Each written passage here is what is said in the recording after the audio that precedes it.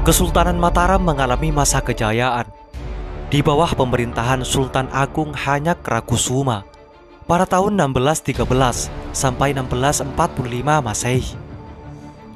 Selain mengalami kemajuan di berbagai bidang, Kesultanan Mataram hampir menguasai seluruh Pulau Jawa. Namun masih ada dua wilayah yang belum dikuasai Kesultanan Mataram karena di bawah pengaruh VOC, yaitu Banten dan Batavia.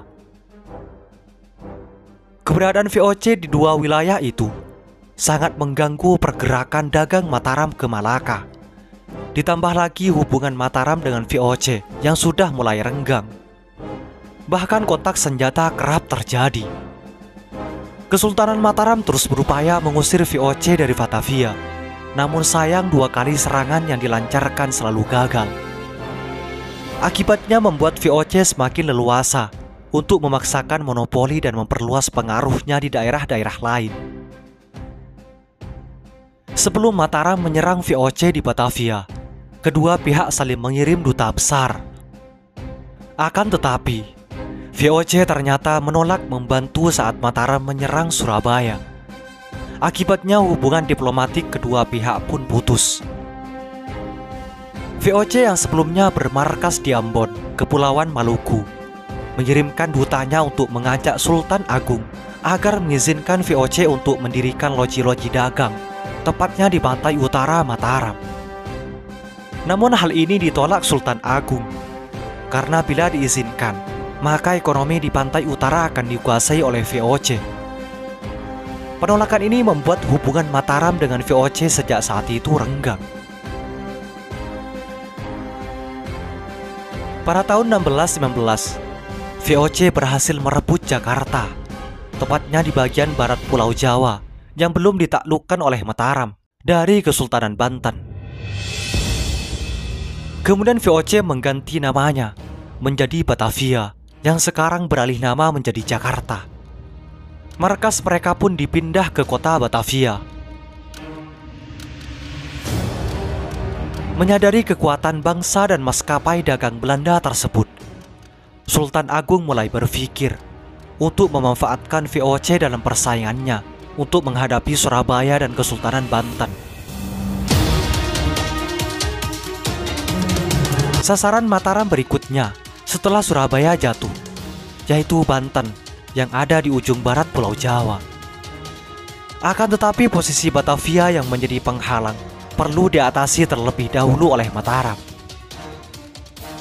Bulan April 1628, Kiai Rangga selaku Bupati Tegal dikirim sebagai duta ke Batavia untuk menyampaikan tawaran damai dengan syarat-syarat tertentu dari Mataram.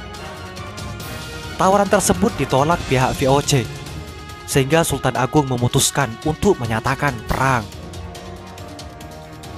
Serangan pertama yang dilancarkan ke Batavia pada tahun 1628. Dalam serangan ini, pasukan Mataram dipimpin Tumenggung Baureksa. Pada tahun 22 Agustus 1628, mulai terjadi pertempuran antara tentara Mataram dengan VOC. Pasukan Mataram berdatangan dari berbagai daerah, seperti pasukan di bawah pimpinan Sura Agul-Agul yang dibantu oleh Kiai Dipati Mandureja dan Upa Santa. Datang pula laskar orang-orang Sunda yang dipimpin oleh Dipati Ukur. Terjadi pertempuran salah satunya di Benteng Hollandia. Pada akhir pertempuran, Mataram tidak berhasil menaklukkan kota Batavia.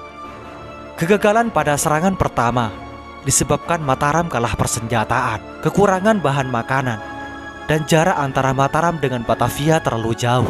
Bahkan pembendungan sungai yang dilakukan oleh tentara Mataram berdampak menyebarkan wabah penyakit.